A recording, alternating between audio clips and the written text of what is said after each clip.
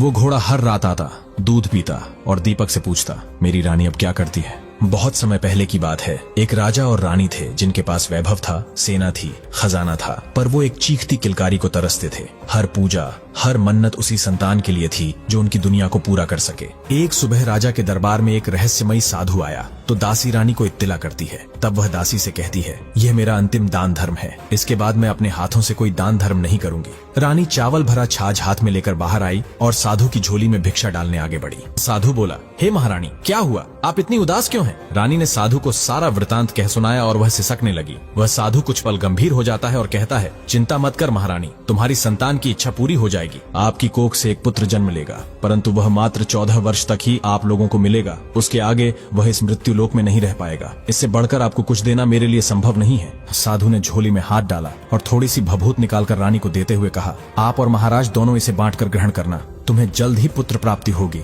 इतना कहकर साधु अपनी राह चला गया। उस रात्रि समस्त राजकाज से निवृत्त होकर जब महाराज राजमहल में प्रविष्ट हुए, तब महारानी ने अश्रुपूरित नेत्रों से साधु द्वारा दी हुई भस्म समर्पित की और बोली, स्वामी, यह परम सिद्ध योगी की देन है, इसे दोनों को ग्रहण करना है। राजा ने कटाक्षपूर्ण स्वर में कहा, अनेक व्रत, दान, तप किए, परंतु कुछ न मिला। अब मात्र इस भभूत से संतान प्राप्त होगी। महारानी शांत स्वर में बोली, इतना सब किया है तो यह भी सही, व्यर्थ क्यों साधु के शाप को आमंत्रण दें। राजा ने उसे अविश्वास संग स्वीकार किया। केवल रानी के संताप को टालने हेतु कुछ कालोपरांत रानी गर्भवती हुई। एक परम सुंदर शिशु का जन्म हुआ। राज्य में हर्षोल्लास की लहर दौड़ गई, परंतु जब ज्योतिषाचार्य ने राजकुमार की जन्म कुंडली देखी तो उनका मुख शोकाकुल हो उठा। महाराज, राजकुमार केवल 14 वर्ष तक ही इस मृत्यु लोक में रह पाएंगे। ये सुनते ही रानी और महाराज दोनों निःशब्द हो उठे। मन के भीतर साधु की वाणी प्रतिध्वनित होने लगी, किंतु वह शापित आशीर्वाद अब उनके श्वासों में समाहित हो चुका था। बालक की प्रत्येक मुस्कान, प्रत्येक स्पर्श उन्हें मृत्यु की परछाई का स्मरण कराता।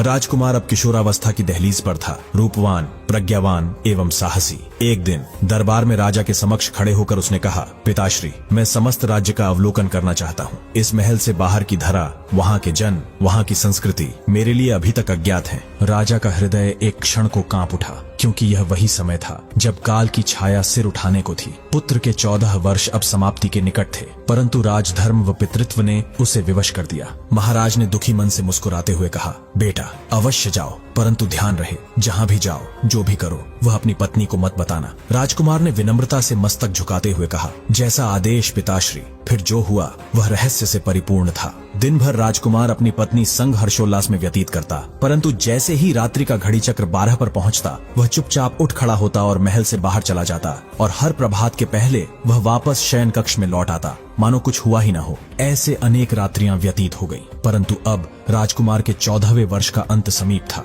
और तभी एक रात्रि उसकी रानी अकस्मात जाग उठी। उसने देखा उसका पति वहां नहीं था। चिंता से व्याकुल वह महल के प्रत्येक कोने में खोजती रही, परंतु राजकुमार कहीं न मिला। जब सुबह हुई तो राजकुमार रानी के साथ ही सो रहा था। रानी मौन रही, उसने कुछ न कहा। दूसरी रात्रि वही दृश्य, तीसरी रात्रि पुनः वही रहस्य। अब रानी के मन में संशय, भय और व्याकुलता ने स्थान ले लिया। क्या वह किसी स्त्री से मिलने हेतु जाता है? एक दिन महल में फूल पहुंचाने वाली वृद्धा मालिन ने रानी से कहा, हे राजकुमारी, तुम क्यों उदास रहती हो? तुम्हारा तेज कहाँ लुप्त हो गया? रानी फूट पड़ी, हे अम्मा, मेरा पति रात्रि के अंधकार में जाने कहाँ चला जाता है। मैं कुछ नहीं जानती, परंतु यह पीड़ा अब सहन नहीं होती। बुढ़िया ने करुण स्वर में कहा, रो मत पुत्री, समय की चाल को कोई नहीं टाल सकता। आज की रात्रि तू अपनी उंगली में गहरा घाव करना, उस घाव पर तीव्र मिर्च छिड़कना, ताकि पीड़ा से तेरे नेत्र खुले रहें, और जब वह रात्रि के अंधकार में बाहर निकले तब तुम उसके समक्ष आकर मार्ग रोक देना और उससे प्रश्न करना, बिना किसी भय के। रात्रि की घड़ी जब अंधकार से भी भीग उठी थी, तब रानी एक कोने में जागती रही, जलती उंगली में पीड़ा का ताप सहती रही। आधी रात बीतते ही राजकुमार उठ खड़ा हुआ। धीरे धीरे वह द्वार की ओर बढ़ा कि जैसे कोई छाया किसी अज्ञात दिशा को जा रही हो। रानी बिलखते हुए स्वर में बोली, कहाँ जाते हो प्राणनाथ? किससे मिलने जाते हो रात्रि के इस पहर? मुझसे छुपाओ नहीं, मुझे तुम्हारा सत्य जानना है। राजकुमार विवश हो गया। उसने सिर झुकाया और कहा, तो सुनो, ये अंतिम घड़ी है, शायद इसके बाद मैं तुम्हारा न रहूं। इन चावलों को मंत्रों से सिद्ध किया है मैंने। दाएं हाथ की मुट्ठी से चावल लेकर पहले मेरे ऊपर फेंकना, तब तुम जान सकोगी कि मैं कौन हूँ। वह पहली मुट्ठी से चावल राजकुमार के ऊपर फेंक देती है। क्षण भर में दृश्य परिवर्तित होता है। उसका प्रिय वह राजकुमार एक दिव्याकार उज्जवल धवल वर्णी घोड़े में परिवर्तित हो जाता है। उसके गले की अयाल स्वर्ण के समान चमकती है। वह वज्र गति से महल के बाहर दौड़ने लगता है और रानी उस चमत्कार को देखती ही रह जाती है और वह दूसरी मुट्ठी के चावल फेंकना भूल जाती है। घोड़ा महल से निकल गया। अब वह लौटने वाला नहीं था। सूरज की पहली किरण जैसे ही राजमहल की दीवारों पर पड़ी, वैसे ही एक कोलाहल सा मच गया। नौकरों चाकरों की फुसफुसाहटें, सिपाहियों की चिंताएं और दरबारियों के सवाल सब एक ही दिशा में दौड़ रहे थे। महाराज, महारानी, राजकुमार अब तक लौटे नहीं। महाराज और रानी की आंखों से अश्रुओं की धारा बह चली। वे दोनों जैसे पत्थर बन गए हों। दिन प्रतिदिन उनका चेहरा मुरझाता गया। कोई भोजन नहीं, कोई राजकाज नहीं, सिर्फ एक ही बात, क्या वह लौटेगा? राजमहल अब एक मंदिर बन चुका था, जहां हर दिन प्रार्थनाएं होती, हर रात आंसू बहते और हर सुबह एक उम्मीद टूटती। 6 महीने बीत चुके थे। अब मंत्रीगणों ने प्रयास तेज कर दिए। सिपाही गांव-गांव भेजे गए, घोड़े दौड़ाए गए, जंगलों की तलाशी ली गई, नदी किनारे, पहाड़ियों के पार, पर राजपुत्र का कुछ भी अता पता नहीं। वह रानी हर पल खुद को कोसती। मेरी एक जिद ने उसे मुझसे और इस परिवार से छीन लिया। अंत में वह अपनी सास और ससुर के पास पहुंची और बोली, मैं जा रही हूँ। कहाँ बेटी? अपने पति को खोजने। वो चाहे जहाँ भी हो, मैं उसे लाकर रहूंगी। महाराज महारानी ने पहली बार उम्मीद भरी नजरों से बहू को देखा। जाओ बेटी, भगवान तुम्हारे साथ है। हमारे बेटे को वापस लाओ, हम अब और इंतजार नहीं कर सकते। रानी ने अपने सारे राजसी वस्त्र उतार दिए और कुछ दास दासियों को साथ लेकर राज्य की सीमा पर जा पहुंची और वहीं एक झोंपड़ी का निर्माण कर रहने लगी। रानी वहां हर आने जाने वाले मुसाफिर को भोजन मुफ्त में देती, मगर एक शर्त पर कि खाने के बाद मुझे एक ऐसी घटना सुनानी होगी जो आपने रास्ते में देखी हो और जो अजीब या असामान्य हो। हर रात वह अपने कमरे में अकेले बैठकर एक ही सवाल खुद से पूछती, क्या कोई मुझे वो सुराग देगा जो मेरे पति तक पहुंचाएगा? कुछ दिन यूं ही बीत गए। रानी के महल में फूल पहुंचाने वाली उस बुढ़िया का एक पोता था। रोज सुबह बेटा बहू काम पर निकल जाते और पोते की देखभाल का जिम्मा बुढ़िया के कंधों पर होता। लेकिन बुढ़िया को पान खाने की आदत थी और पान के लिए चूना बनाने के लिए बुढ़िया सीपिया ले आई और उन्हें भूनने के लिए अब उसे गोबर के उपले चाहिए थे। वह पोते को अकेला छोड़कर बांस की टोकरी उठाकर चरवाहों के मैदान में जा पहुंची। मैदान में उपलों के ढेर लगे थे। बुढ़िया उन्हें चुनती रही और देखते देखते सूरज ढल गया। इधर शाम होते ही बेटा बहू घर लौटे और देखा कि बच्चा घर पर अकेला रो रहा है। गुस्से से उनका चेहरा तमतमा उठा। इतने में बुढ़िया भी घर लौट आई। बेटे ने डांट कर पूछा, अम्मा, पोते को अकेला छोड़कर कहाँ चली गई थी? बुढ़िया ने मासूमियत से जवाब देते हुए कहा, उपले लेने गई थी बेटा। बेटा गरज पड़ा, अगली बार ऐसा किया तो बुरा होगा अम्मा। बुढ़िया ने हामी भर दी, लेकिन अगले ही दिन वह फिर भूल गई और उपले लेने चली गई। वापस लौटने पर बेटे ने गुस्से में उसे घर से बाहर निकाल दिया। रात भर अंधेरे में दरवाजे पर बैठी बुढ़िया सुबह होते ही फिर टोकरी लेकर मैदान में जा पहुंची। आज तो जैसे उसे उपलों का जुनून सवार था। चुनते चुनते शाम हो गई। चारों ओर अंधेरा छा गया और गांव का रास्ता गुम हो गया। अंधेरा घिर चुका था। बुढ़िया टटोलते हुए मैदान में आगे बढ़ रही थी कि तभी एक सुंदर कपिला गाय गले में सुनहरी घंटी बजाते बुढ़िया के आगे से निकली। अरे, इस गाय के पीछे पीछे चलूंगी तो जरूर गांव का रास्ता मिल जाएगा। यह सोच बुढ़िया गाय के पीछे निकल पड़ी। गाय चलते चलते एक विशाल पत्थर के सामने जा रुकी और अपने सींग से पत्थर को एक ओर लुढ़का दिया। सामने नीचे उतरने वाली सीढ़ियां थीं। गाय बिना रुके उन सीढ़ियों से पाताल में उतरने लगी। बुढ़िया ने झटपट उसकी पूंछ पकड़ ली और उसके साथ अंधेरी गहराइयों में उतर गई। जैसे ही वो पाताल में पहुंची, तभी कोई अदृश्य हाथ उसका दूध दुहने लगा। ये देख बुढ़िया के होश उड़ गए। ये मैं कहाँ आ गई? तभी बुढ़िया ने देखा कि वहाँ एक सफेद घोड़ा आया और कुंड में कूद गया। पल भर में वह एक राजकुमार में बदलकर बाहर निकल आया। राजकुमार ने सामने जलते दिए से पूछा, दिए दीपंकर, मेरे माता पिता क्या कर रहे हैं? दिया बोला, वे अपने बेटे के शोक में डूबे हैं। राजकुमार बोला, राज्य कौन संभाल रहा है? राज्य प्रधान संभालता है। मेरी पत्नी क्या करती है? वह चौराहे पर भोजनालय चलाती है और आने जाने वालों से नई खबर पूछती है। राजकुमार ने यह सुना और चुपचाप सो गया। कोने में छिपी बुढ़िया ये सब देखती रही और उसका रोम रोम सिहर उठा। सुबह होते ही राजकुमार ने कुंड में छलांग लगाई और पल भर में घोड़ा बनकर पाताल से बाहर निकल गया। गाय ऊपर जाने लगी। बुढ़िया ने सोचा, अगर अभी साथ न गई तो यहीं फंस जाऊंगी। गाय के पीछे दौड़कर बुढ़िया पाताल लोक से बाहर निकल आई। ऊपर आते ही पत्थर अपनी जगह वापस आ गया और पाताल का रहस्य फिर से बंद हो गया। गाय सीधी जंगल की ओर चली गई। इधर बुढ़िया के होश उड़े हुए थे। तभी उसे याद आया कि नगर की सीमा पर एक भोजनालय है, जहाँ उसकी रानी नई बात सुनाने वालों को पेट भर खाना देती है। बुढ़िया के मन में लालच जाग उठा, क्यों न यह अद्भुत कथा उसे सुना दूं। अगर उसे पसंद आ गई तो जिंदगी भर रसोई की चिंता मिट जाएगी। सोचते ही वह भोजनालय के दरवाजे पर जा पहुंची और वहां मौजूद बड़े बड़े नगाड़े जोर से बजाने लगी।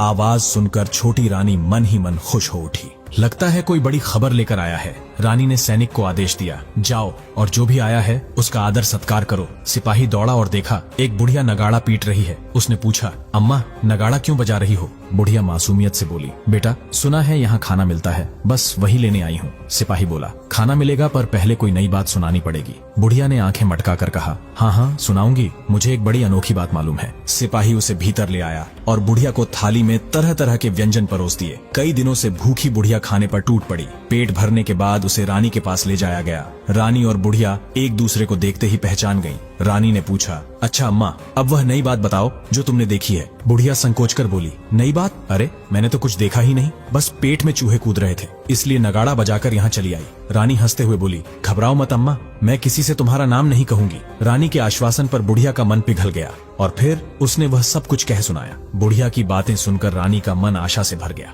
उसे यकीन हो गया कि वही उसका पति है। वह तुरंत बोली, अम्मा मुझे अभी उसी जगह ले चलो। बुढ़िया घबराकर बोली, नहीं बेटी, वह पाताल लोक है, अगर किसी ने तुम्हें देख लिया तो जान का खतरा हो सकता है। लेकिन रानी का हठ अड़िग था, नहीं अम्मा मैं वहीं जाऊंगी। आखिरकार बुढ़िया मान गई। अगले दिन दोपहर को रानी बुढ़िया के साथ उस मैदान पर पहुंची।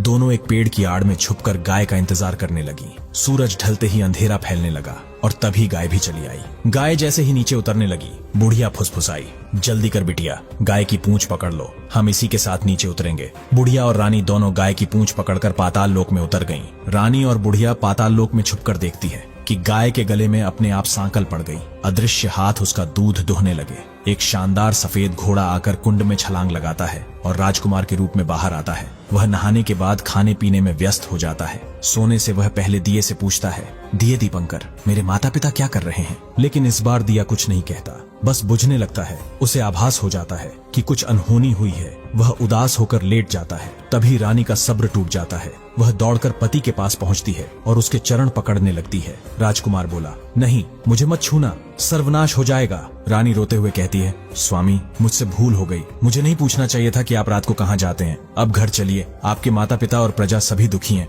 रानी जमीन पर सिर पटककर विलाप करने लगी। राजकुमार का मन पिघल गया। अगर मुझे पाना चाहती हो तो एक बेहद दुर्लभ कार्य तुम्हें अकेले करना पड़ेगा। रानी दृढ़ स्वर में बोली, कहिए स्वामी, चाहे जितना कठिन हो मैं करूंगी। राजकुमार ने कहा, तुम्हें 7 जंगल पार करने होंगे। 7वें जंगल में एक विशाल पीपल का पेड़ है। वहाँ मौजूद कांटे झाड़ियों को काटकर जगह पवित्र बना देना और वहाँ फूल बिछाकर दोपहर से पहले सूर्य भगवान की पूजा करना। वे प्रसन्न होंगे तो तुम्हें मनचाहा वर देंगे। अवसर पाकर तुम उनके रथ का दाहिना घोड़ा मांग लेना, तभी मैं मिल पाऊंगा। भोर होते ही रानी बुढ़िया के साथ ऊपर पहुंची। रानी ने बुढ़िया को भोजनालय भेज दिया और खुद जंगल की ओर निकल पड़ी। रानी जंगल में पहुंची। उसने कांटे झाड़ियां काटकर जगह साफ की और अगली सुबह वह फिर वहां आई और ध्यान में बैठ गई। ठीक 12 बजे सूर्य भगवान का रथ उतरा। चारों ओर सुगंध और प्रकाश फैल गया। भगवान प्रसन्न होकर बोले, जिसने यह कार्य किया है वह जो चाहे वर मांग ले। रानी ने सूर्य देव की वाणी सुनी तो तुरंत उनके चरणों में गिरकर बोली, भगवान यह पूजा मैंने ही की है और अब मुझे वरदान दीजिए। सूर्य देव ने कहा, मांगो, तुम्हें क्या वर चाहिए? रानी बोली, मुझे आपके रथ का दाहिना घोड़ा चाहिए। सूर्य देव चौंक पड़े, नहीं, यह घोड़ा नहीं दिया जा सकता, मेरे पास 12 घोड़े हैं, तुम कोई और मांग लो। परंतु रानी अड़ गई, नहीं प्रभु, मुझे वही दाहिना घोड़ा चाहिए, वरना मैं अपने प्राण त्याग दूंगी। धर्म संकट में पड़े सूर्य देव ने अंततः कहा, ठीक है, यह घोड़ा तुम्हें मिलेगा, परंतु पाताल लोक में जाकर। रानी दृढ़ स्वर में बोली, पाताल हो या स्वर्ग, मैं उसे अवश्य लाऊंगी। सूर्य देव से वरदान पाकर रानी अपने भोजनालय आ पहुंची। शाम होते ही रानी और बुढ़िया गाय की पूंछ पकड़कर सुरंग से पाताल लोक में उतर गईं। वहां वही अद्भुत घटना पुनः घटी। घोड़ा कुंड में नहाया और दिव्य राजकुमार बन गया। राजकुमार ने भोजन किया और दीपक से पूछा, हे दिए दीपंकर, मेरे माता पिता अब कैसे हैं? दीपक बोला, वे आपके वियोग में मृत्यु के निकट पहुंच गए हैं। राजकुमार का हृदय भर आया, आंखों से आंसू छलक पड़े। फिर उसने पूछा, मेरा राज्य अब किसके हाथ में है? दीपक बोला, तुम्हारा प्रधान गद्दी हड़प चुका है और प्रजा पर अत्याचार कर रहा है। यह सुनकर राजकुमार का खून खोल उठा। अब वह पूछने लगा, हे दिए दीपंकर, मेरी पत्नी क्या कर रही है? अब दिया कुछ नहीं बोला,